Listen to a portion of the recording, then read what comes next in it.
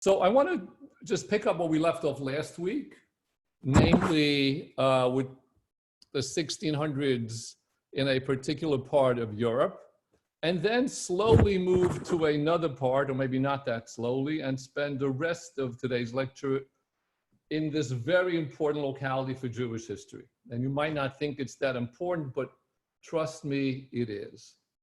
Now, just to put it together again, the 1600s, the entire century of the 1600s, already fueled by the 1500s, were what I would call a very tumultuous time period.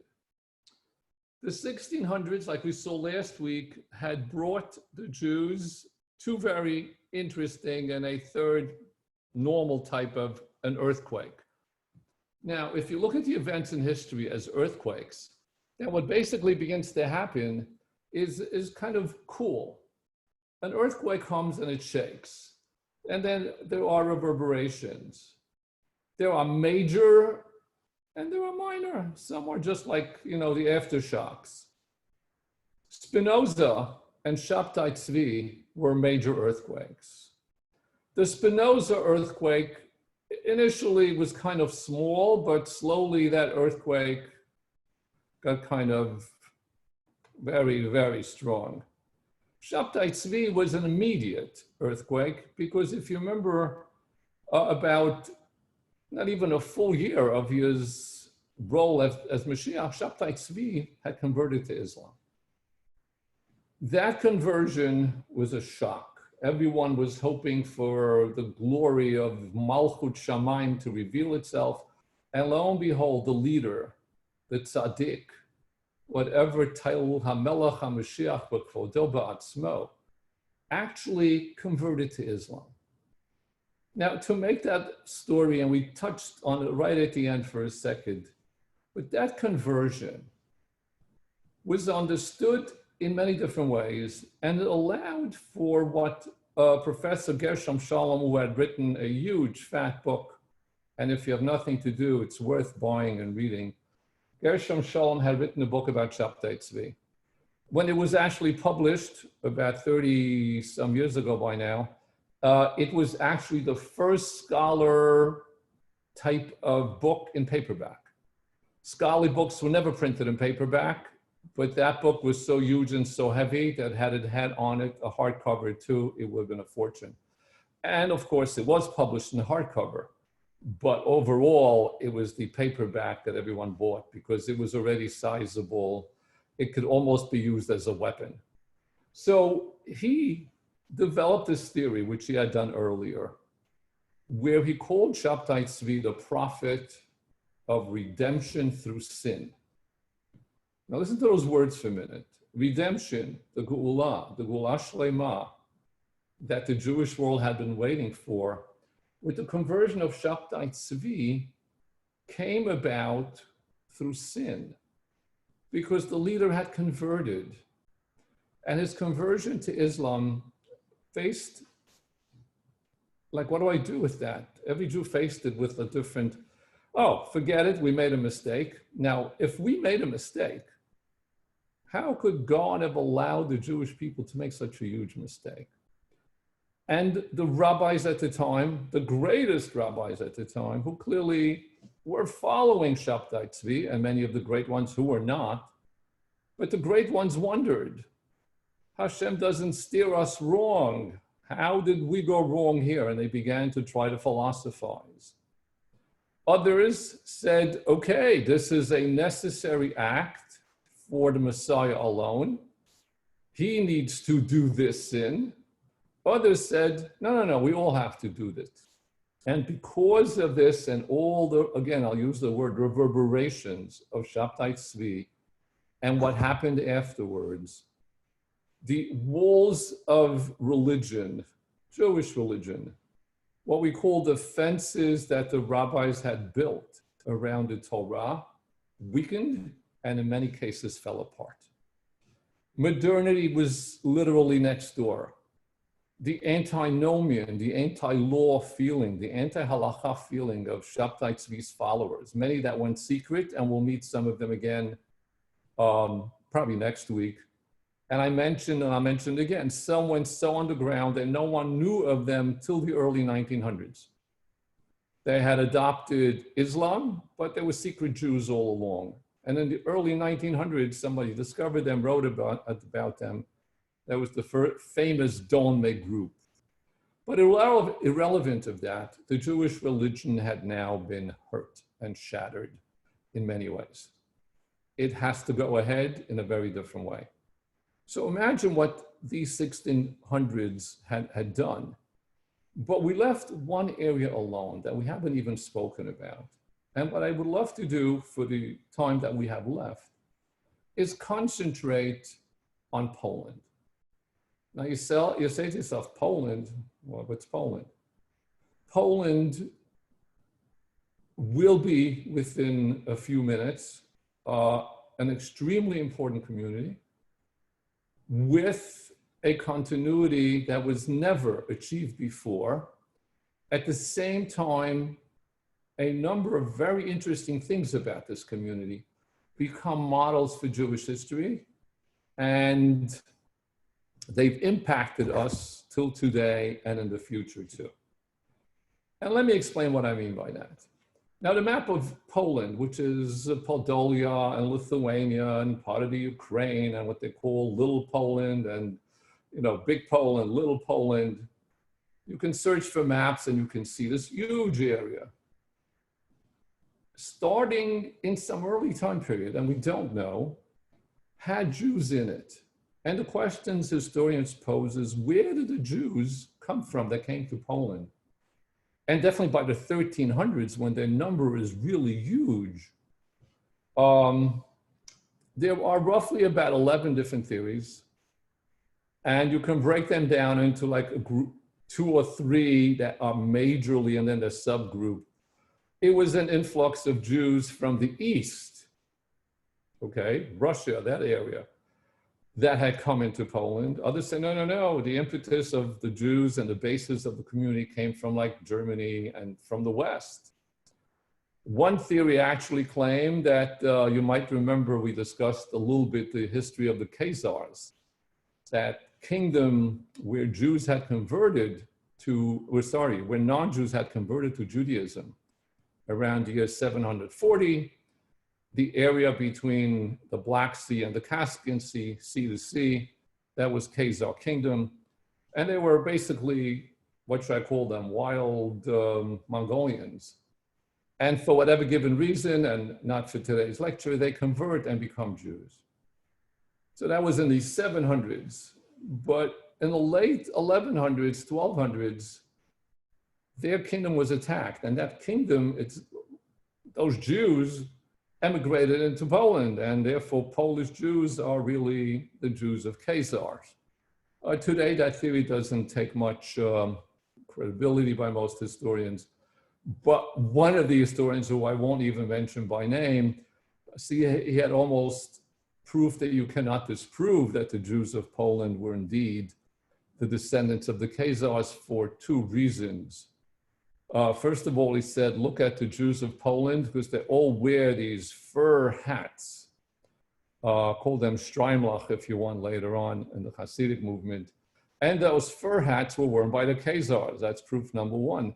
Proof number 2, since they lived on the shores of the Caspian Sea and the Black Sea, they loved eating fish. The Khazars ate a lot of fish, and the Jews of Poland liked gefilte fish. Thank you. That's the amazing theory. Now let's move on. So where did it come from in the end? So it probably seems like they were a mixture. There were Jews who had come from the East. Maybe there were some Khazar Jews that had come in here.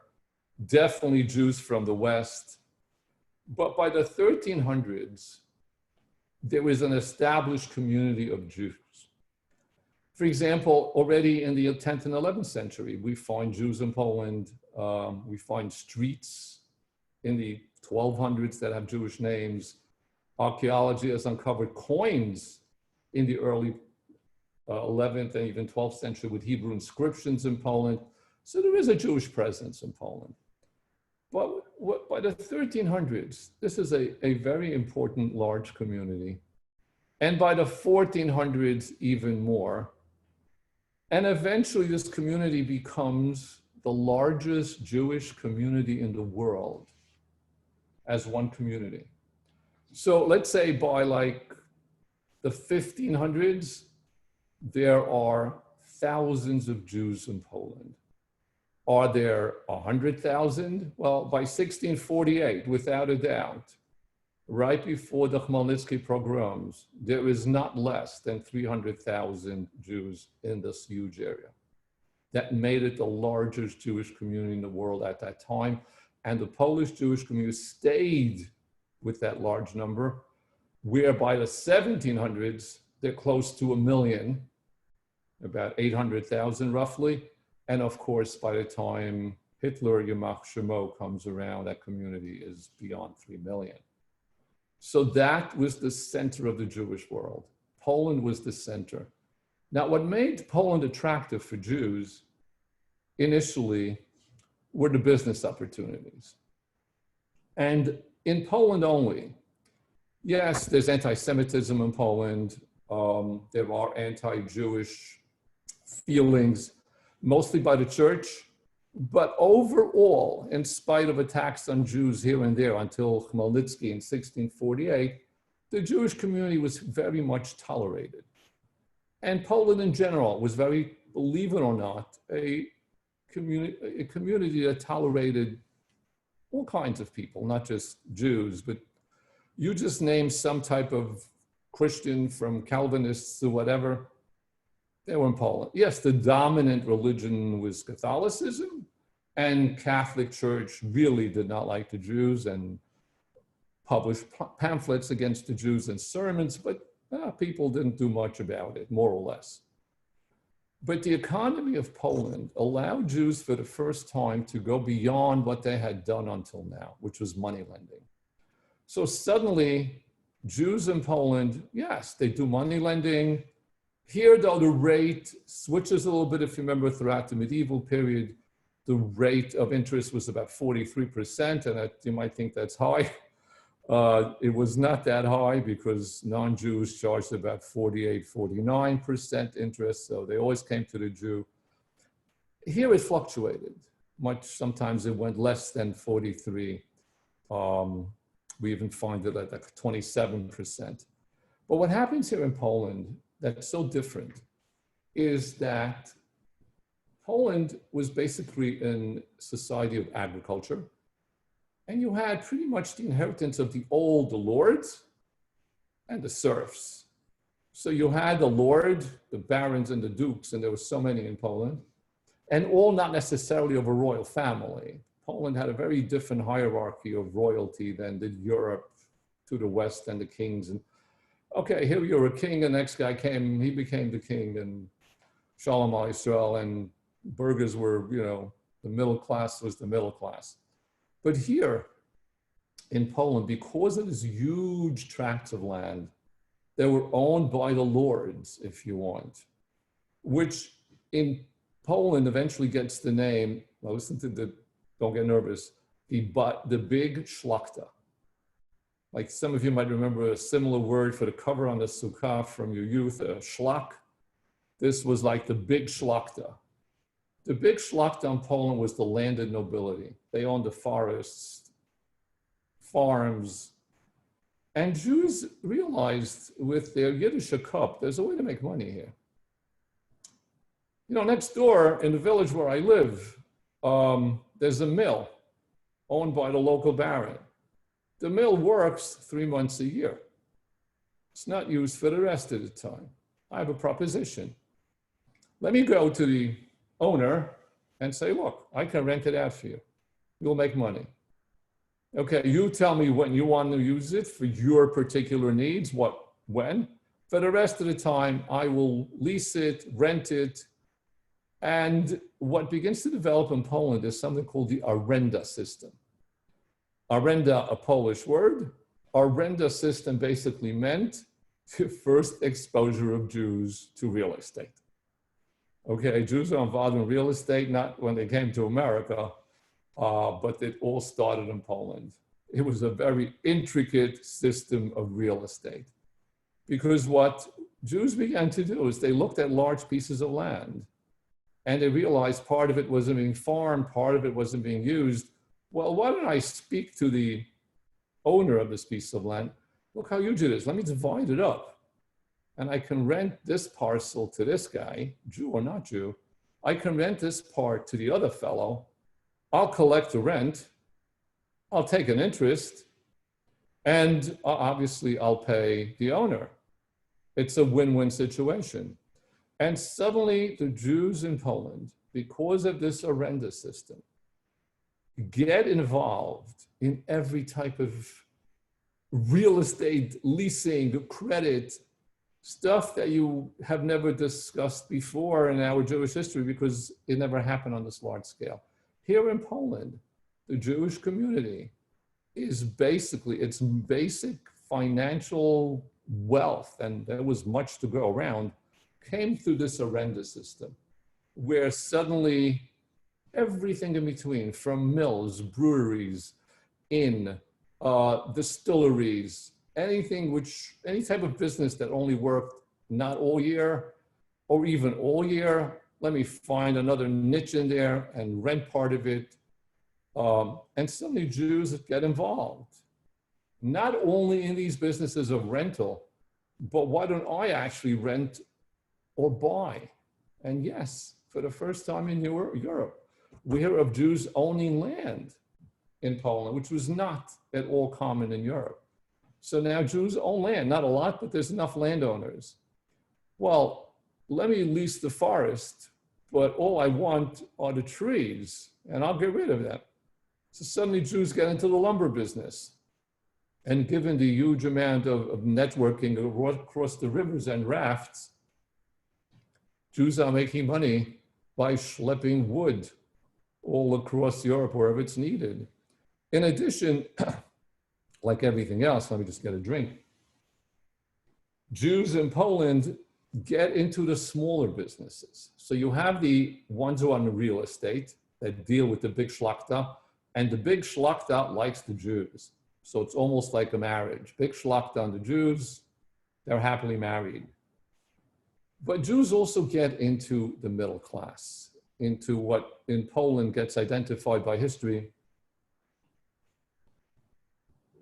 as the burghers, the bourgeoisie, the middle class. And Jews suddenly are in clothing, in jewelry, in spices, in those middle, not to big land, but okay, I sell this, I import this, I have a cousin there, I can bring it here and sell this. And that smaller part of the business in Poland became the little shlachta. So the big shlachta likes the Jews, the church and the little shlachta don't like the Jews. Now the monarchy, whoever ruled Poland, and remember 1300s, it was like Casimir, Jews loved him because he already gave them some sense of worth. But all the monarchs, whose names we need not know, gave the Jews privileges, gave the Jews monopolies, just like Charlemagne had done. So suddenly in Poland, the Jews are being given rights, which brings along with it an anti-Jewish feeling. And the monarch realizes his economy will depend so much on the Jew. So let me give him privileges. Now, because Jews are now involved in these little businesses, there were Christian guilds that decided prices of clothing, of certain things. And Jews were not allowed to be part of those guilds. So suddenly they received permission to have their own guilds and their own, so to say, group where 10, 15, 20 Jews across all the different areas of Poland who sell the same thing agree. Hey, let's not sell it higher than this price. Let's keep it at this price. So they work together. And of course, given the way human beings are, there will be fights. They'll have to go to court, to Din Torah. The Shelot and Shuvot, the responsa literature of the rabbis at the time, is filled with these types of questions. Ruvain promised Shimon, and etc. And you can understand. But the economy, therefore, of Poland invited more people. And therefore, while this community clearly grows because of Jews having children, it also grows because people are moving to Poland. The opportunities are great. Now, we mentioned last time, and I'll mention it again, the newer business, the business of printing, has come to Poland too. And of course, because Jews love books, Jews are the people of the book to this day. Even in the age of technology, the one ethnic group that's still buying books are the Jews, and maybe Shabbat is to thank for that. But Jews get into printing, and Jews sell books. And that brings with it an entire area that we'll discuss in a minute. So Jews are involved in all these businesses. So it's a very prosperous community. At the same time, don't for a second think that everything is wonderful. There is poverty, huge communities. Not everyone gets to sign a deal with the Baron or the Lord or whoever. And not everyone's making money. So there is poverty in this community. But what makes this community super interesting and almost, what should I call it, a community where other communities became very envious of it. To such a degree, and let me take it backwards, that we mentioned the name of Menashe ben Israel last week. Menashe ben Israel was a descendant of Moranos who had come to Amsterdam in the 1600s with his family. He opened the first Jewish printing press in Amsterdam in the 1600s. And he was an interesting fellow. But he had this idea in his head, based on the psukim of the prophets, on verses of the prophets, that if Jews are scattered all across the world, because Hashem said, I'll scatter the Jews all across the world, then the Messiah will come. Well, Jews are pretty much all around the world, and by then they had even crossed the ocean, that there was one community in Europe that allowed no Jews, and that's the Jews of England. The Jews were expelled from England in 1290. The Jews had come to England in the late 1000s, did pretty well. If you have nothing to do, literally after this lecture is over, just Google Aaron, like Aaron of Lincoln, and you'll see what I mean. So the Jews did very well. They did so well that eventually they were kicked out. So in 1290, they were kicked out, never to return again.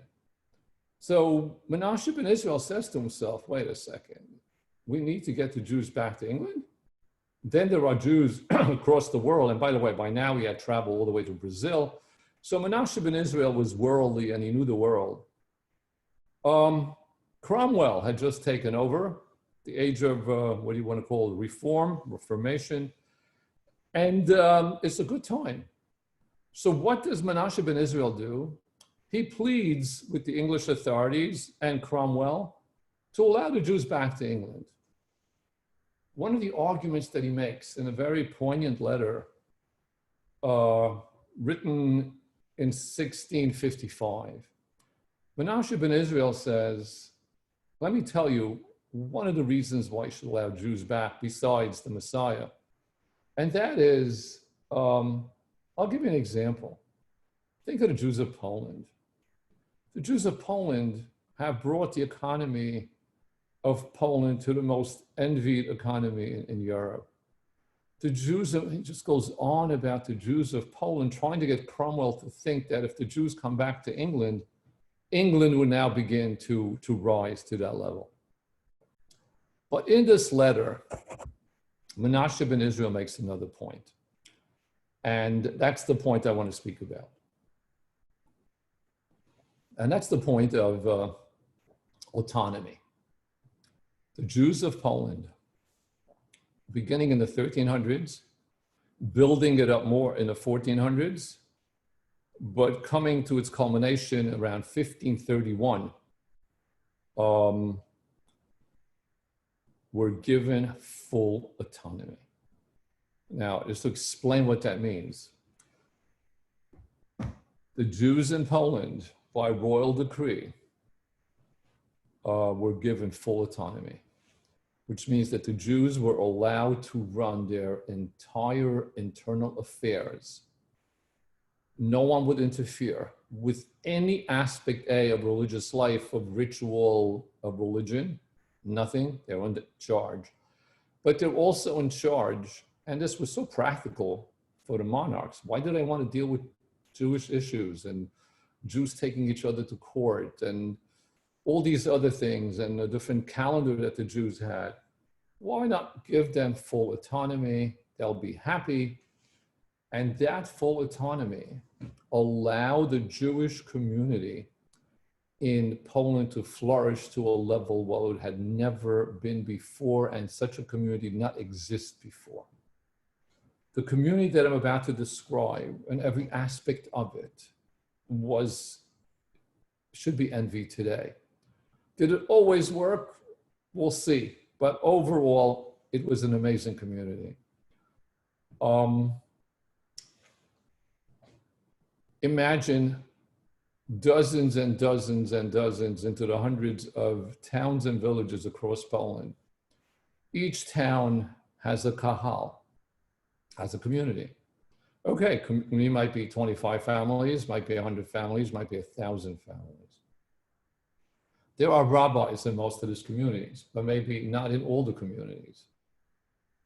But we now, because we have autonomy, begin to form in each town, call it a kahal, a Rosh HaKahal, the head of the community. And now that comes along with the Rosh HaKahal, with the secretary of the kahal, with the Gabbai of the kahal. Now, Gabbai here means everything, collecting charity. So charity is collected for the community, individually, and then eventually for the larger community. For the entire community, learning, Talmud Torah, yeshivot are organized. The word cheder really comes to mass usage in this particular time period, where suddenly, because of this autonomy, the Jewish community in Poland organizes every part of their lives from birth to death. There is a chevra of X, a chevra of Y, chevra Kadisha, which begins literally with that name in this time period, a chevra of learning, the chevra of tzedakah, the chevra of Kupat Eretz Israel, yes, the collecting from Israel, for Israel, even in this time period. Every single possible charity you can think of. In addition, the community had the right, and it did, to tax the individuals. There was a membership tax that everyone had to pay. And of course, it was very fair.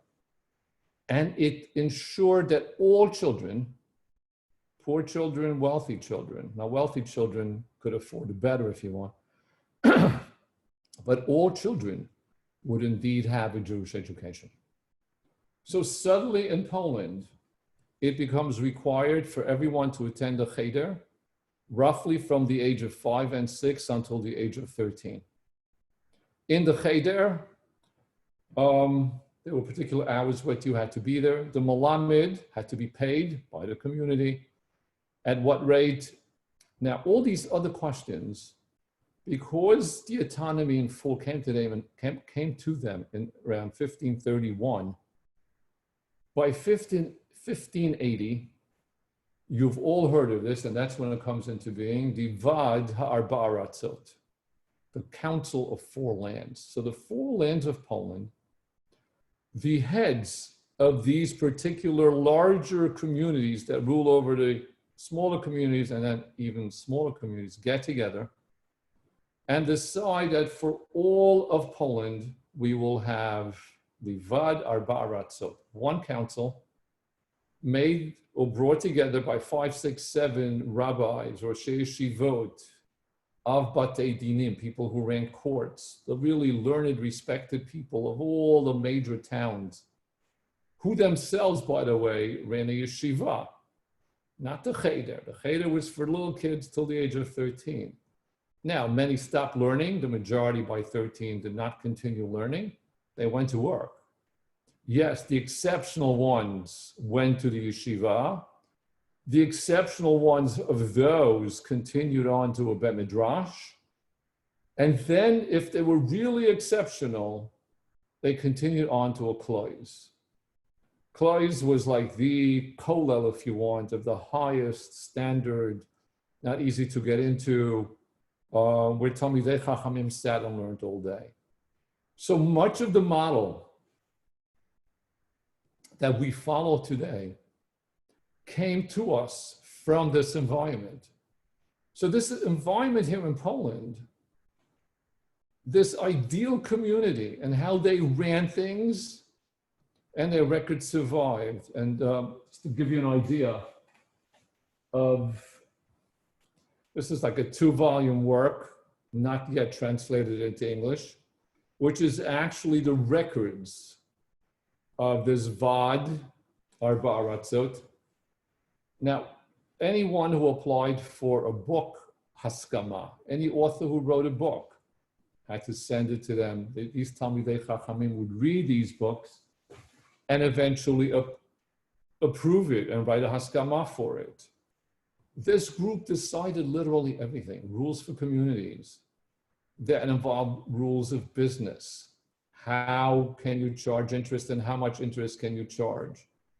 The permission granted to Jews to charge interest, the heter iska, which is used to this day by anyone who is in a situation where interest must be charged from a fellow Jew, which Torah definitely does not allow. With the heter iska, it is allowed, and that's how banks in the state of Israel function. In fact, if you walk into a bank, every bank in Israel, you'll see the heter iska on the wall. No one bothers to read it, but it's in every bank across Israel, to allow banks to give interest and charge interest or whatever. So that starts in this time period. So the regulations of how to do this, everything was decided by the Vad Arba Aratzot. When Shabtai Tzvi will come around, it's the Vad Arba Aratzot who hears testimony about him and hears some crazy things, and it's all recorded. Every fight in the community is in the records of this community, and the records have survived intact, which makes them quite valuable for history. No one yet has culled every line of it because so much information is in here, so many names. But in this community too, with the approbation of the Vad Arba Aratzot, are the offices of the Shtadlan. Shtadlan are those Jews who were very well off, who had connections to royalty and to the higher echelons of Polish community. And if there was ever an issue in a town, in a place, any issue where the Jewish community needed to be interceded for, it was literally the Shtadlan. Now this Vad, believe it or not, even decided the salaries for the Shtadlan. And yes, they got paid more than the rabbi did. It was never a question. But once in a while, only once in a while, we hear of the Shtadlan who used his office for his own personal gain. He made business contacts for himself and didn't worry about the community as much. And yes, even those records are in the Vad, in the records of this community. So this community is really outstanding. On the one hand, its economy functions well. How about the poor people? Well, you know what? Nobody in Poland, and one of the great records, if you want to read, is the record of Nathan of Hanover, who had come to Poland from Bohemia. And he writes in his book about living in Poland and staying there for a long time and sadly suffering through the Khmelnytsky pogroms. He describes this community. First of all, he says the level of Torah learning in this community was not to be rivaled anywhere in Europe. And I'll get to that more in a minute. But every child in Poland knows how to read and write. Yes, secular studies were not on the list. In some, there was a minimal teaching of how to maybe read Polish, math, general rules, the rest, not in the Cheder. But Nathan of Hanover goes on to describe the Vadar Baratzot. He said the respect that they received was reminiscent to one in the days of yore when Jews had a Sanhedrin. Because when their law goes out, it's like Ki misham teitzei Torah. Their rules need to be followed. Now the community even had permission. Their autonomy was that great that in a couple of rare instances to use capital punishment. So there were cases sometimes where for whatever given reason, if the community needed to take someone's life, and those are ugly stories, not for a lecture, but we can discuss them maybe at some other lecture with a different title. I'm looking today at the positive stuff of Poland, not some of the things in between. But that community could carry that out too. And then says Nathan of Hanover, there's not a girl in Poland that reaches the age of 18 without getting married. Even if she has no dowry and she's poor. The women of valor of Poland ensure that someone finds a shidduch for them. And therefore, now, were there things that didn't work? Of course. Did things fall through the crack? Of course. But overall, the ideals of this community were really enforced. So charity was collected, when and how this had to happen. And that made this community really envious. And that is what Menashe ben Israel noticed. This community functioned. No one, it wasn't called Isha Yashar Be'enav Yaseh, anyone can do whatever they want. No, there were rules in the community. If you didn't abide by it, they asked you to leave. You were placed in Cherem. Now, Cherem in this particular time period still works. Soon it won't work that more. As we hit the modern period, the idea of excommunication doesn't work. Now, the reason it worked here, and it worked for a long time in the Jewish community, beginning back with Talmudic times, is because if you were ostracized and excommunicated, where would you go? At some point, your option is to convert, and you don't want to do that. And if you did, who knows what would happen and how long that would help you. So Jews who didn't fall into line with the laws of community were put in Cherem, didn't stay in Cherem long, a day, 2, 3, by a week, whoops. No one would talk to them, no food, all the stuff that we discussed with Spinoza. So therefore, this community functioned. Now, the high level of learning that Nathan of Hanover describes so beautifully came to Poland in an interesting way. Already in the 1500s, a very famous rabbi from Germany had come to Poland, who gets the name of Rabbi Yaakov Pollack. Almost nothing is known about him. He does appear, his name appears in some Sheilot and Shuvot concerning a particular issue of a get, where people argued with him. But he becomes known as the rabbi of Poland.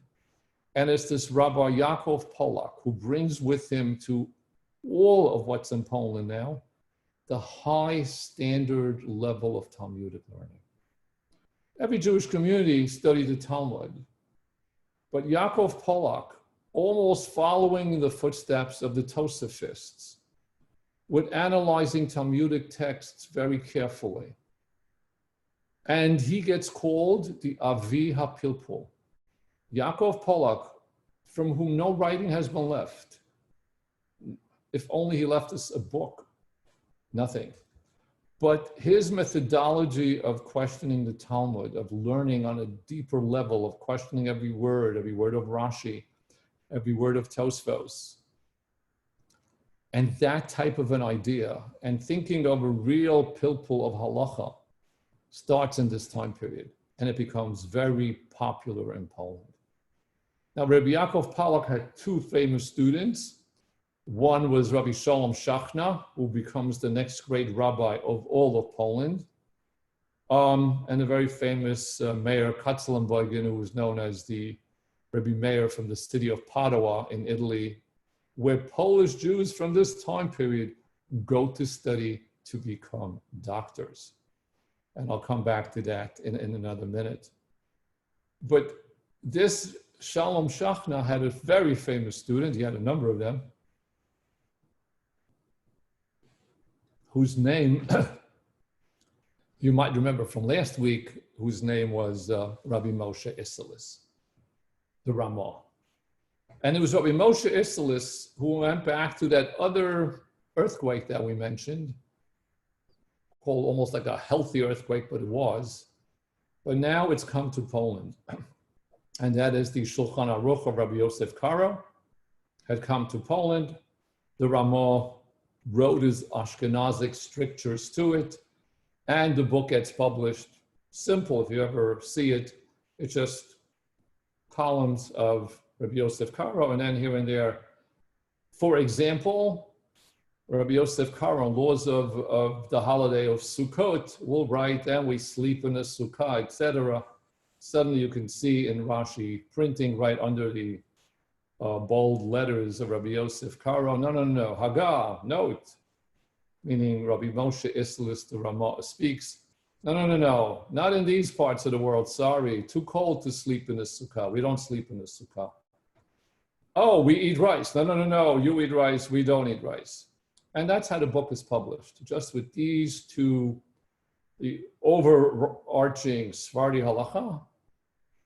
But now, as we hit the late 1500s, early 1600s in Poland, because Rabbi Moshe Isserles had written strictures to it, and because of the populistic, deeper study of the Talmud by Rabbi Yaakov Pollack, the shift of learning is now Talmud halacha, Talmud halacha.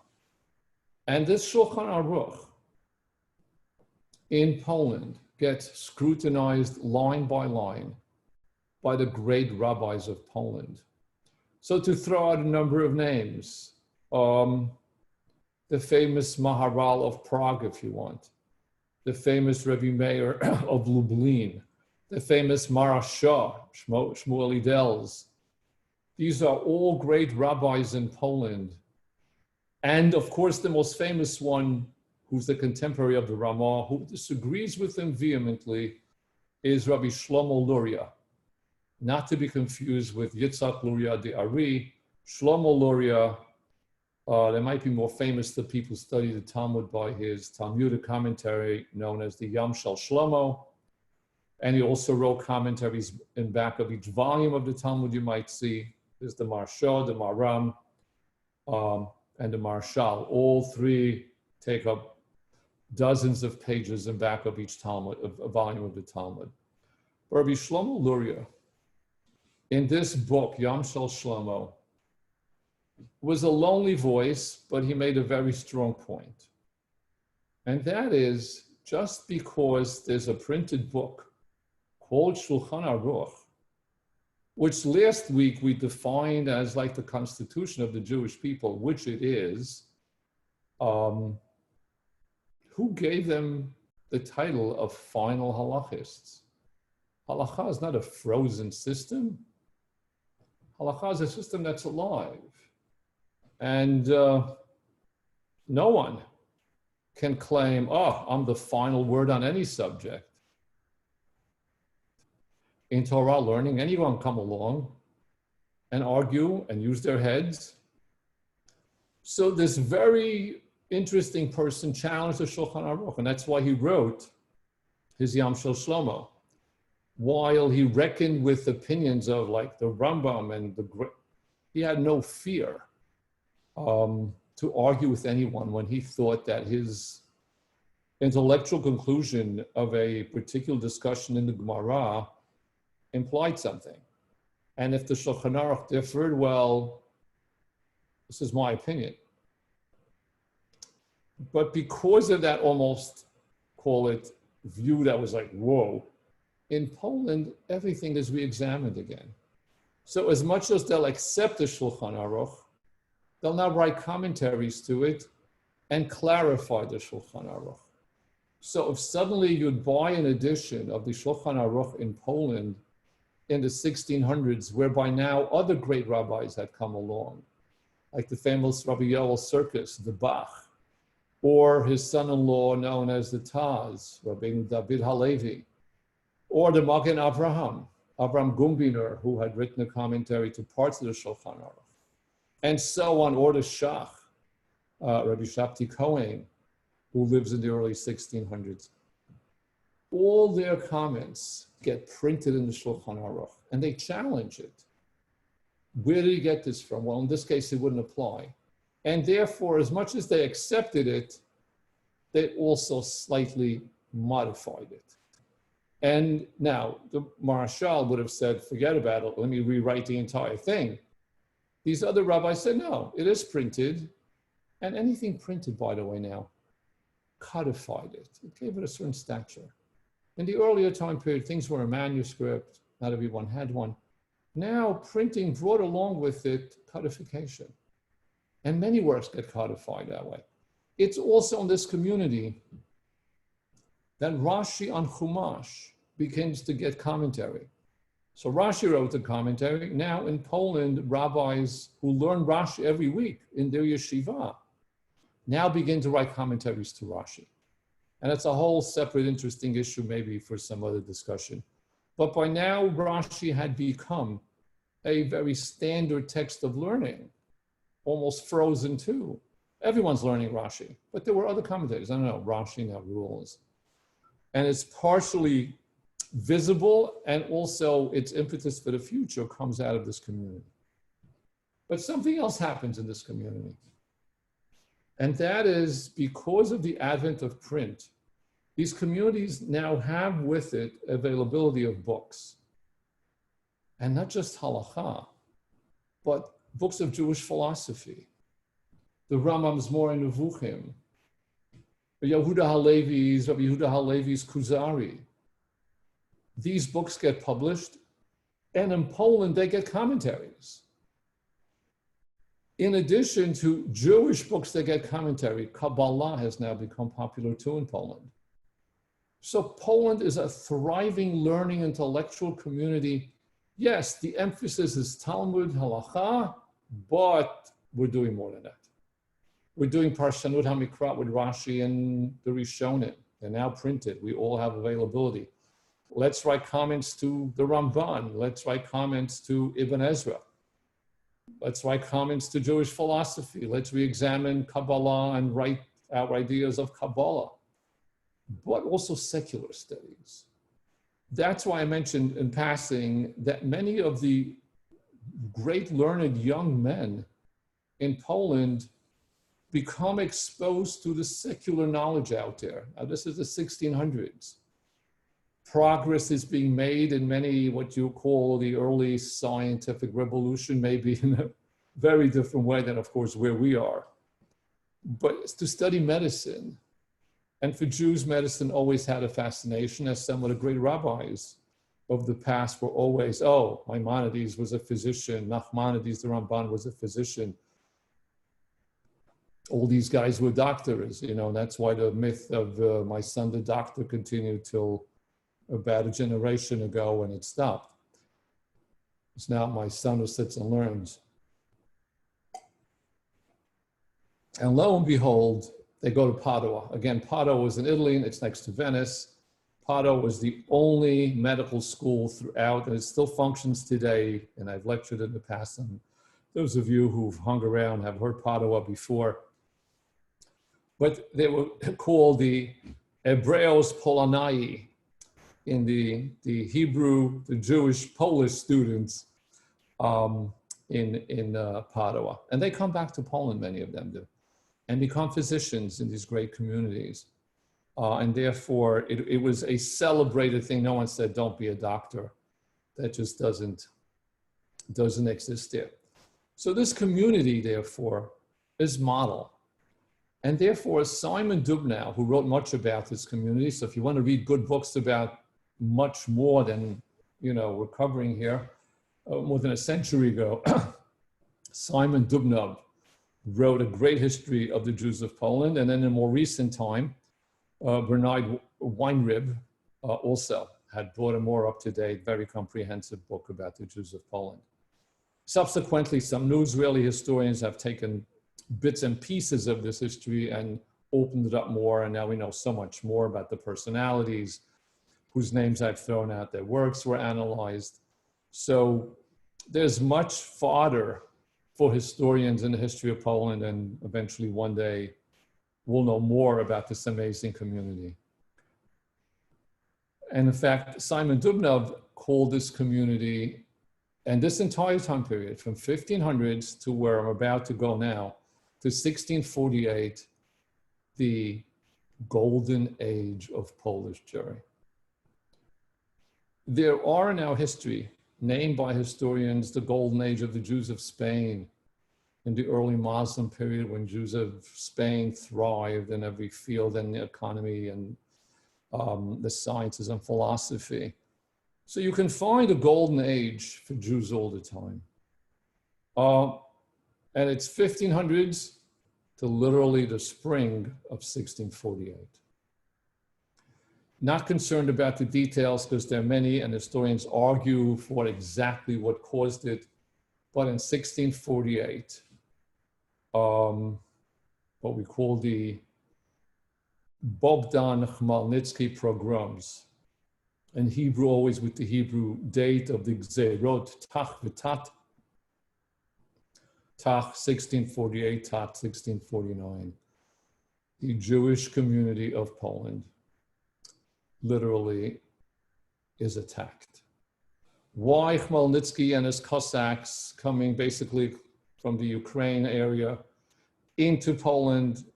Was it anti-Semitic to start with? The answer, probably no. He didn't come out to wipe Jews. He was very upset at Poland for whatever given reason, his land and protection or whatever. But once his Cossacks took over, the Polish Jewish community, the beautiful community that I have been speaking about for the last whatever it was, is literally decimated. How many are killed depends on the historian. Roughly speaking, most agree. Some give it a drop less, but most will take it at about 100,000. 100,000 Jews are killed. And again, Nathan of Hanover, who sees all this, and it's something that people read on Tisha B'Av. It's not something that I would want to read to you, but it's a pogrom in the sense that every violent, it's not just I shoot you, I kill you, I cut your head off. The maiming, the killing of children and mothers together, et cetera, you can envision, happens across Poland. It devastates the communities. This beautiful, shining, promising, great, wonderful community at its height of learning, the zenith, this was the apex of this great community, overnight is shadowed, destroyed. Fast days were instituted that have stayed in the Jewish calendar until quite recently. The people who fasted, some of the people my age, like the 4,000-year-olds, might remember communities that fasted Bahab, the Bet Hey Bet, after the Chagim, both after Pesach and Sukkot, the first Monday, Thursday, Monday, with saying Slichot. That came out of this time period. Many of the Slichot that we say at other occasions were composed in this time period. The Parshiot of when this happened, which starts with Parsha Shemot, the Shovavim Parshiot, when these, Shemot, Ba, Vayera, etc. Those happen in this particular time period. And tombstones had to be erected. And yes, the community recovers. And yes, the community goes back, but never to its former glory.